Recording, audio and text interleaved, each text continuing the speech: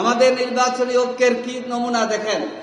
একদিকে ৭১-এর বীর কর্নেল অফশরপ্রাপ্ত অলি আহমদ বীর বৃক্ষ, আবার জুলাই যোদ্ধা নাহিদ ইসলাম, আসিফ মাহমুদ সজীব, হাসানাত আব্দুল্লাহ, আক্তার হোসেন আছে কিনা? জনাব আক্তার হোসেন দাড়িপাল্লার প্রার্থী, কিন্তু ভোট দিবেন কিসে? এখানে ৭ লাখ বলি। আমরা বাংলাদেশকে মুসলমান, হিন্দু, বৌদ্ধ, খ্রিস্টান সবাইকে নাগরিক হিসেবে সম্মান দিয়ে একটি সম্প্রীতির বাংলাদেশ গড়ে তুলতে চাই। সংগ্রামী ভাই ও বন্ধুগণ, আমাদের জোটের প্রার্থী আক্তার হোসেন বক্তব্য দিবেন। এখানে আমাদের অনেক দিন নির্বাচনে দায়িত্ব পালন করেছেন প্রার্থী জামাত ইসলামীর রংপুর মহানগরে আমির মাওলানা এটিএম আজম খান, কি বলেন? এবং জুলাইতে তিনি ভূমিকা রেখেছিলেন, অনেকবার জেলে গিয়েছেন। কিন্তু আমরা জুলাই যোদ্ধাদের প্রতি সম্মান দেখিয়ে 11 দলীয়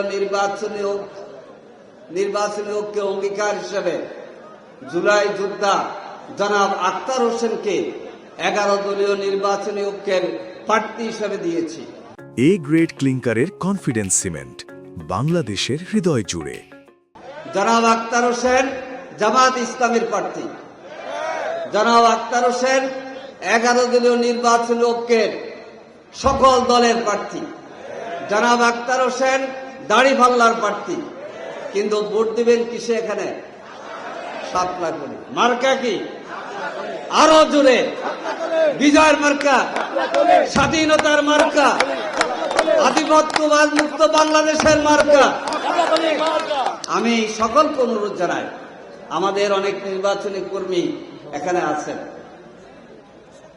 আজম ভাই কাজ করেছে, মনে কষ্ট পেতে পারে, কিন্তু আমির জামাতের সিদ্ধান্তে 11 দলীয় নির্বাচনী ঐক্যের সিদ্ধান্তে আমরা জুলাই যোদ্ধা আক্তার হোসেনকে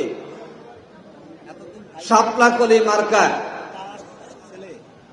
এখানে বিজয় করতে চাই। কি বলেন আপনারা? আসুন, ঐক্যবদ্ধ বাংলাদেশ গঠনে আমরা এগিয়ে যাব একসাথে। আমাদের নির্বাচনী ঐক্যের কি নমুনা দেখেন। একদিকে ৭১-এর বীর কর্নেল অফশরপ্রাপ্ত অলি আহমদ বীর বৃক্ষ আছে কিনা?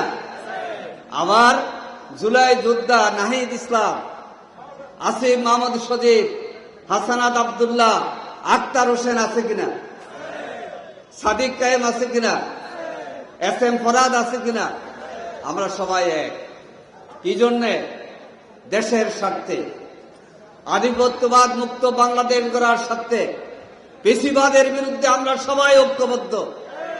আপনারা জানেন, এই কাউনিয়াতে অনেকে আহত হয়েছেন, জেলে গিয়েছেন। আল্লামা সাইদির মামলার প্রতিবাদ করতে গিয়ে ঘর নাই।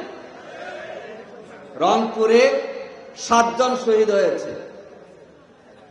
তারপরে ঠাকুরগাঁতে একসাথে গুলিতে 6 জন শহীদ হয়েছে।